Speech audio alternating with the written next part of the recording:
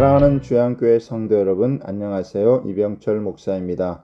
오늘도 은혜의 보좌에서 한없는 사랑을 베풀어 주시는 하나님 아버지의 사랑 안에서 복된 하루가 되길 바랍니다.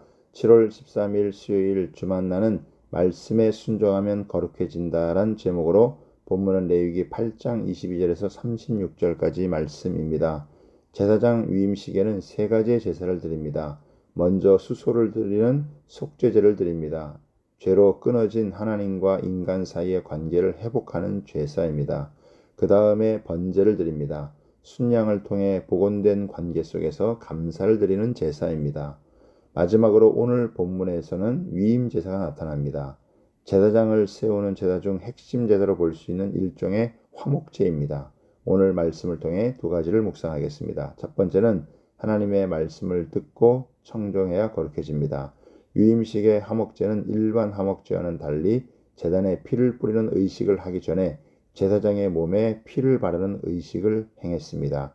23절에 보면 모세가 잡고 그 피를 가져다가 아론의 오른쪽 귓부리와 그의 오른쪽 엄지손가락과 그의 오른쪽 엄지발가락에 바르고 오라고 했으며 아론의 아들들에게도 동일하게 행했습니다.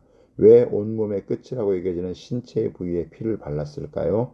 인간 제사장은 피의 구속함 없이는 하나님께 나아갈 수 없습니다. 몸의 각 끝이라고 여겨지는 각각의 곳에 피를 바름으로 제사장은 그의 몸이 속죄함을 받았고 제사장으로 그의 몸을 하나님께 드릴 수 있게 되었음을 보여주고 있는 것입니다.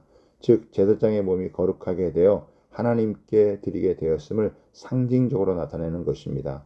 깃뿌리에 피를 바르라는 것은 사람의 말이 아니라 하나님의 말씀을 들으라는 것이고 엄지손가락에 피를 바르는 것은 성전의 제물에 대해 깨끗해야 한다는 것을 의미하며 엄지발가락에 피를 바르는 것은 아무 곳이나 가지 말라는 의미입니다. 즉 하나님의 말씀을 귀로 청종하고 손과 발로 따르겠다는 것을 뜻합니다. 28절에 보면 모세가 그것을 그들의 손에서 가져다가 제단 위에 있는 번제물 위에 불사르니 이는 향기로운 냄새를 위하여 드리는 위임식 제사로 여호와께 드리는 화제라고 했는데 번제물이 향기로운 냄새라고 표현한 것은 후각적으로 좋은 냄새를 말하는 것이 아니라 하나님을 기쁘시게 하는 제사라는 것입니다.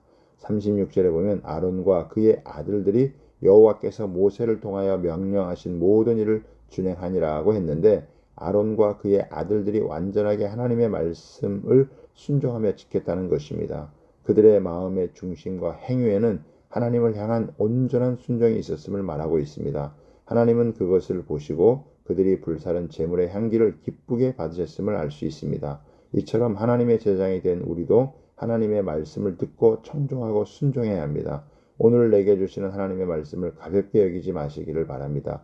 그 말씀을 청종하고 순종할 때 우리의 인생은 세상과 구별된 거룩한 인생이 될 것입니다. 두 번째는 하나님은 완전한 거룩을 원하십니다. 제사장의 위임식을 마친 아론과 그의 아들들은 희생제사의 고기를 먹어야 했습니다. 이때 그들의 신분은 제사장이 아닌 제사를 바치는 헌제자였습니다. 제사장이 되기 전에 먼저 속죄의 제사를 드려야 하는 자임을 잊지 말아야 합니다. 또한 당일에 먹지 못한 것은 완전히 불에 태워야 합니다. 그리고 그들의 회막에서 하나님의 명을 기다리며 일주일 동안 위임식을 반복했습니다. 35절에 보면 너희는 7주야를 회막문에 머물면서 여호와께서 지키라고 하신 것을 지키라. 그리하면 사망을 면하리라. 내가 이같이 명령을 받았느니라고 했습니다. 즉 7일 동안 매일 같은 위임식 제사를 반복했습니다. 7이라는 숫자가 갖는 신성성, 완전성, 완결성을 갖는 것처럼 제사장 위임식을 신성하게 공중하고 제사장들의 속죄, 헌신, 감사, 화목, 봉사 등의 직임을 온전케 하는 것입니다. 이처럼 하나님은 제사장이 거룩하게 세상과 철저하게 구별되길 원하셨습니다. 우리는 세상의 방식과 하나님의 말씀을 함께 따를 수 없습니다. 믿음으로 하나님을 선택하여 이 세상과 완전히 구별되어 거룩한 백성으로 살아가길 소망합니다.